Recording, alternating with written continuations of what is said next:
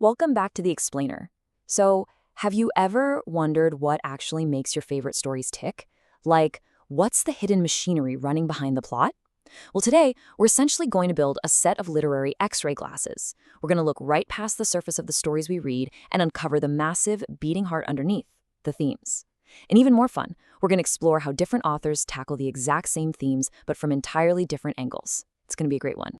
Now, right off the bat, to ground our literary detective work today, I want you to consider this powerful directive. Test all things, hold fast what is good. This isn't just some ancient piece of advice. It's a literal mandate for how we should approach our education, literature, and really just life in general. We shouldn't just passively consume stories, right? We need to actively examine them, test the ideas they throw at us, compare them, and consciously hold on to the truths that align with what is genuinely good. And honestly, that active examination is exactly what comparing themes is all about. So, here is our roadmap for today. We're going to start with the power of comparing themes, followed by how to actually do it. Then we'll dive into some really cool case studies on courage, friendship, and justice. Finally, we'll test your understanding and wrap up by looking at true wisdom and morality. Let's jump right into Section 1, the power of comparing themes and why it matters in school and life. Okay, so you might be asking that classic question, why do I actually need to know this? Why spend all this time putting two books side by side just to see how they talk about the exact same idea? Well, the benefits go way beyond just writing a strong compare and contrast essay for your teacher. Comparing themes literally trains your brain, because different stories approach similar themes in totally unique ways. Noticing the differences in an author's message or tone helps you discover completely new insights on really big ideas. And think about it. In real life, you are going to be faced with competing ideas constantly. This skill teaches you to carefully view multiple perspectives, test them out, and form well-rounded, thoughtful conclusions before you just rush to make a judgment. It's practically a superpower. Moving right along to Section 2, how to compare themes. This is our literary investigators framework. So how do we actually pull this off? Here is a super simple 4-step framework you can use. Step 1, just identify the main theme or big idea in each text. Easy enough. Step 2, compare how the authors present that theme. Look closely at the setting, the characters, and the central conflict. Now, Step 3 is absolutely crucial. Notice the tone. Is it hopeful? Is it tragic? Kind of neutral? And how exactly does the ending support or challenge that theme? Finally, Step 4, take a step back and consider what both of these texts, when you look at them together, say about life and human nature. If you follow these 4 steps, I promise you, you will unlock the deeper meaning of almost anything you read. All right, let's put this into practice. Section 3, Courage Under Different Pressures, featuring The Hobbit versus The Hunger Games. Let's apply our new framework, starting with a massive contrast in tone. In The Hobbit, courage is presented with this mostly lighthearted, really adventurous tone. Our hero, Bilbo Baggins, is, small and totally unlikely. His bravery grows gradually as he steps out of his comfort zone to outsmart Gollum or fight off giant spiders. It's whimsical and hopeful. But over in The Hunger Games, wow, totally different vibe. It's a high-stakes, life-or-death environment. The tone is incredibly tense and urgent. Katniss Everdeen doesn't have the luxury of gradual growth. She needs immediate courage, right now, to survive a brutal arena and protect her system. It requires instant, intense, personal sacrifice. So, what does this all mean? When we look at the similarities, both of these stories brilliantly show that courage can come from entirely unexpected individuals. But the key difference is, they reveal the author's distinct messages. The Hobbit frames courage as a personal growth journey over a long period of time.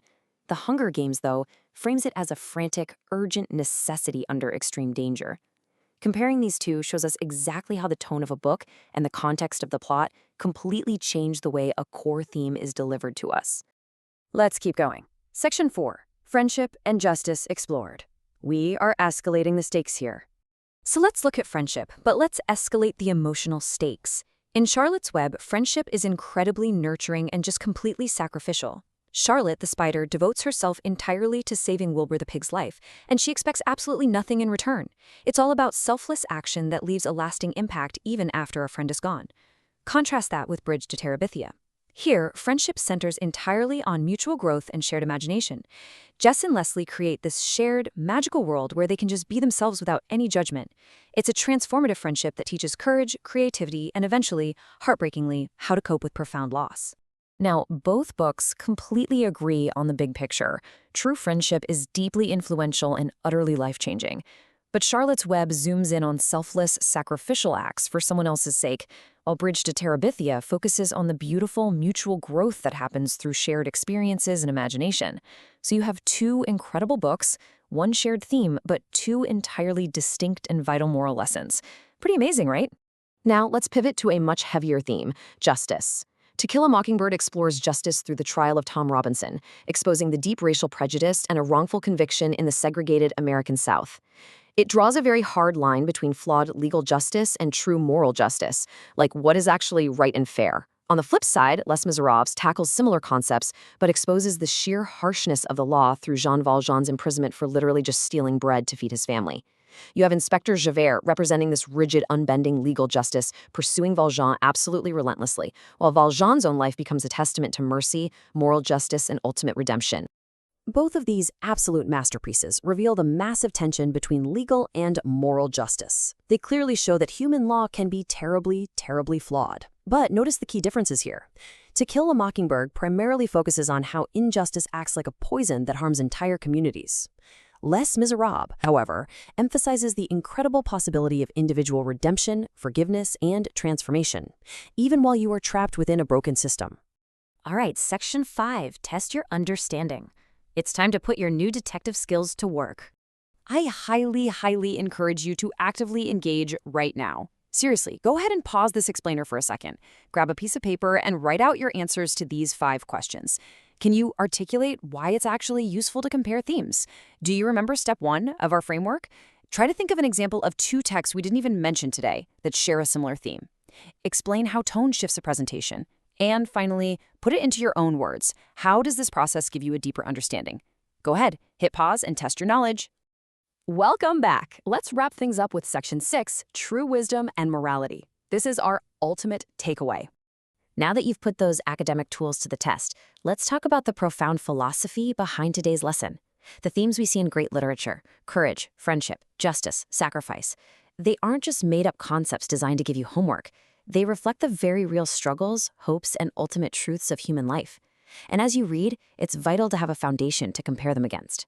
The ultimate theme of God's word is redemption through Christ, beautifully summarized in John 3:16.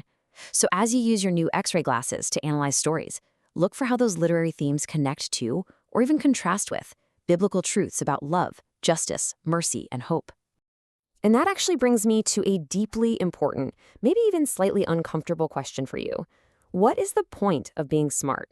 Truly, why are we spending all this time learning how to analyze texts, write essays, and compare themes? What is the ultimate purpose of your education? Well, the answer is embedded in the philosophy of the Heroesmartacademy Godly Learner series, which intertwines biblical morality so closely with education. And here's why. Education without morality will hurt.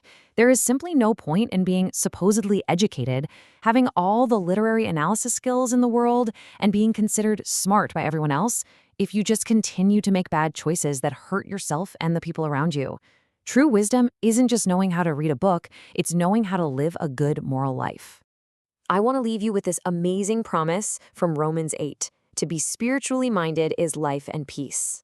As you train your brain to examine different perspectives, compare themes, and really pursue your education, let your foundation remain firmly rooted in spiritual truth.